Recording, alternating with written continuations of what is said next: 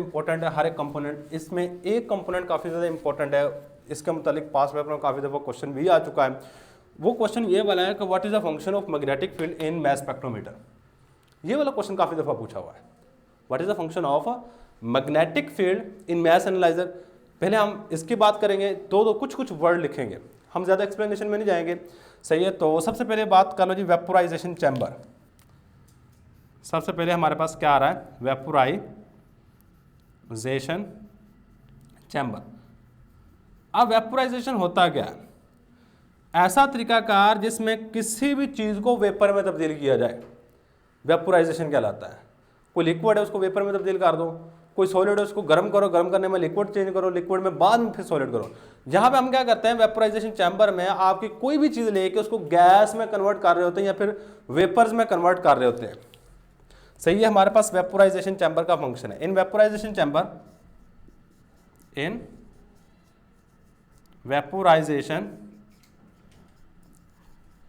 Vaporisation chamber में the substance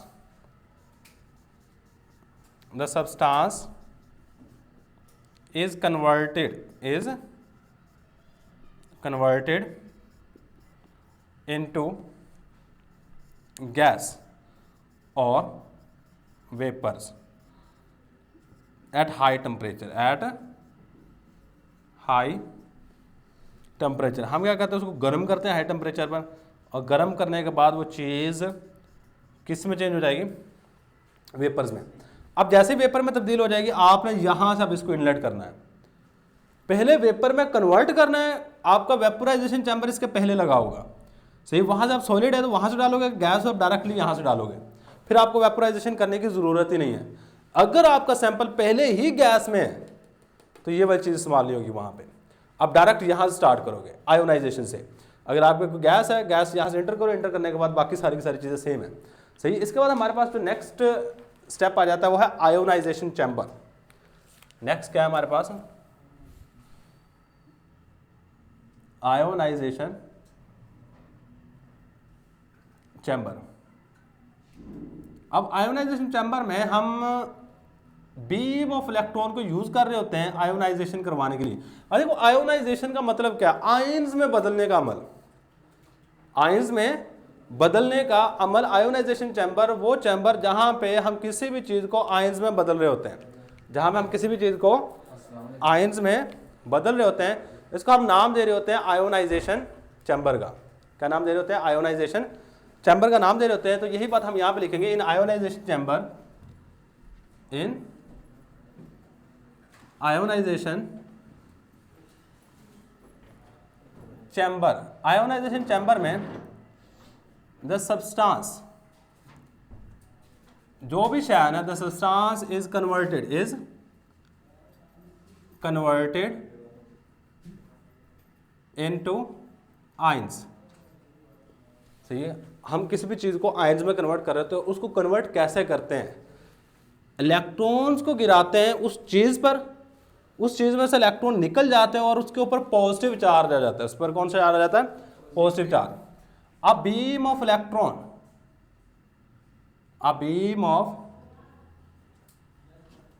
electron is bombarded।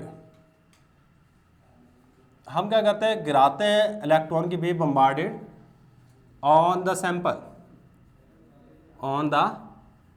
sample of substance. जो हमारे पास चीज़ sample के तौर पे ली गई है, उसके ऊपर हम एक बीम गिराएंगे, इलेक्ट्रॉन यानी उसके ऊपर गिरा रहे होते हैं, and it eject electron from substance and form ions. It eject का मतलब होता है निकाल देना, इजेक्ट इलेक्ट्रॉन फ्रॉम सब्सटेंस, उस शय में से इलेक्ट्रॉन को निकाल देते हैं सब्सटेंस, एंड फॉर्म आयंस, ये आयंस बना देते हैं। यूजली मैं आगे ब्रैकेट डाल के लिख रहा हूँ, यूजली ये कौन से होते हैं, यूजली पॉजिटिव आयन, अमूमन पॉजिटिव आयन ही होंगे, पॉजिटिव आयंस। लीजिए हमारे पास क्या है, आयोनाइजेशन चैम्बर है। अच्छा, आयोनाइजेशन चैम्बर के बाद हमारे पास आ जाता है एक्सेलरेटिंग इलेक्ट्रोड, या इलेक्ट्रिक फील्ड भी कह सकते हैं। नेक्स्ट है हमारे पास इलेक्ट्रिक फील्ड। और एक बात याद रखिए, यहाँ पे मैं दोनों चीज़ें यहीं पे लिख दूंगा। मुझे आपका पूरे का पूरा जो मास स्पेक्ट्रोमीटर है ना, ये क्लोज सिस्टम होता है, ओपन नहीं होता। अब इसके अंदर ना आपको प्रेशर मेंटेन करना पड़ता है। प्रेशर कितना होना चाहिए ये वैल्यू याद रख लीजिए, और यहाँ पे हमने कितना करंट देना है, यहाँ पे नहीं, यहाँ पे आप कितना करंट दोगे इसकी वैल्यू याद रख लीजिए। दो चीजें, द प्रेशर पहले नंबर पे, the pressure inside the mass spectrometer should be, mass spectrometer should be, ये वाला प्रेशर होना चाहिए, should be 10 raised to power -6 to 10 raised to power -7 Tor, इतना प्रेशर होना चाहिए। सही। और यहाँ पे जो आपने करंट देना है इसके ऊपर, ये जो हमने इलेक्ट्रोड एक नेगेटिव यूज किया है, ये तकरीबन 500 से लेकर 2000 वोल्ट तक हो सकता है। कितना हो सकता है? 500 से लेकर 2000 वोल्ट तक। The electric field, the potential difference, the potential difference should be 500 to 2000 volt. 500 से लेके 2000 वोल्ट तक करंट होना चाहिए, ये भी याद रखिए। ये बात है ना, ये दोनों चीज़ें, ये वाली और ये वाली चीज़ एमसीक्यू में पूछी जाती है, ये वाली चीज़ और ये वाली चीज़। मास स्पेक्ट्रोमीटर में प्रेशर कितना होना चाहिए और मास स्पेक्ट्रोमीटर में इलेक्ट्रिक फील्ड यानी कि करंट कितना होना चाहिए, ये दो चीज़ें पास पेपर में एमसीक्यू के तौर पे आ चुकी हैं। अच्छा, अब ये बात कर ली हमने इलेक्ट्रिक फील्ड। इलेक्ट्रिक फील्ड में हमारे पास एक्सेलरेटिंग इलेक्ट्रोड्स होता है, जो क्या करता है, पीछे से इलेक्ट्रॉन को एक्सेलरेट करता है, और इसके बाद हमारे पास एक बीम ऑफ आयन की एक बीम को प्रोड्यूस करवा रहा होता है। इन electric field, in electric field the ions are accelerated and produce, और ये पैदा करता है and produce a beam of ions। Ions की एक बिल्कुल बीम पैदा करवा रहा होता है, एक लाइन से पैदा करवा रहा होता है। ये था जी फंक्शन हमारे पास इलेक्ट्रिक फील्ड का। अब इसके बाद जो मोस्ट इंपोर्टेंट है बच्चे, इसके मुतालिक पास पेपर में मैंने कहा जी क्वेश्चन आ चुका है। वो क्वेश्चन किस तरह करेगा, what is the function of, ये अमूमन पूछा जाता है, what is the function of magnetic field in mass spectrometer,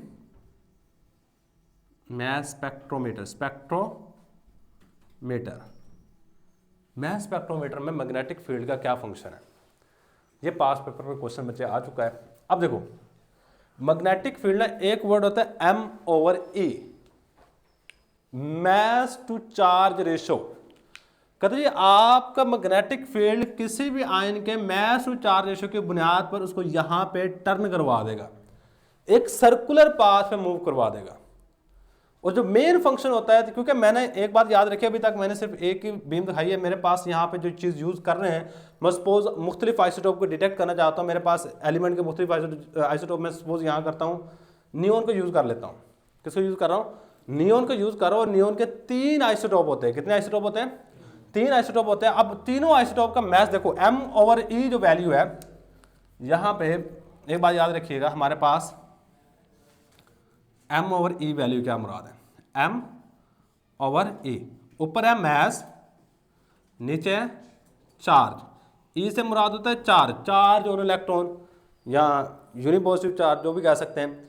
M/E mess to charge ratio, और आपको पता है जी बटे को हम रेशो भी कह सकते हैं। अब जो मैस टू चार्ज रेशो है ना, हर एक चीज़ की अलग होती है। अब देखो आपके 3 आयन्स है, मैं सपोज करता हूँ नियोन के कितने आयन्स हैं?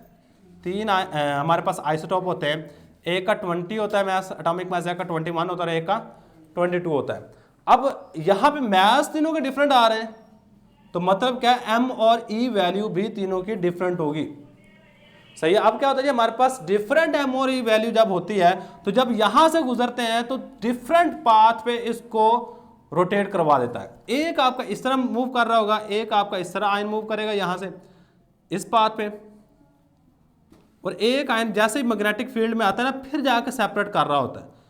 यहां पे क्या हो जाए, 3 आयन आपके क्या हो गए, सारे के सारे सेपरेट हो गए, और इनके ऊपर चार्ज याद रखिए, सबके ऊपर कौन सा है, प्लस चार्ज है। अगर 3 आयन होंगे, तीनों आयनों को यहां पे सेपरेट कर देगा, यहां से क्या करेगा, सेपरेट कर देगा।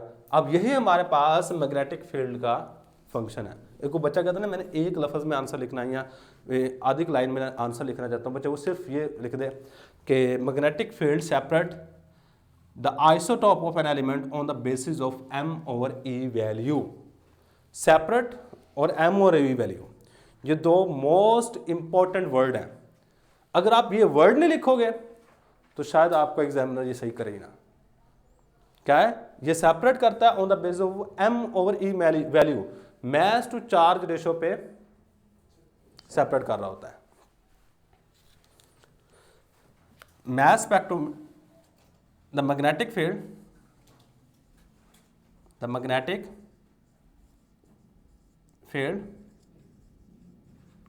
separate the different isotopes of elements एक एलिमेंट के जो मुख्तलिफ आइसोटोप होते हैं उनको सेपरेट कर रहा होता है। Separate the different isotope of element on the basis of magnetic field, sorry on the basis of M over E value.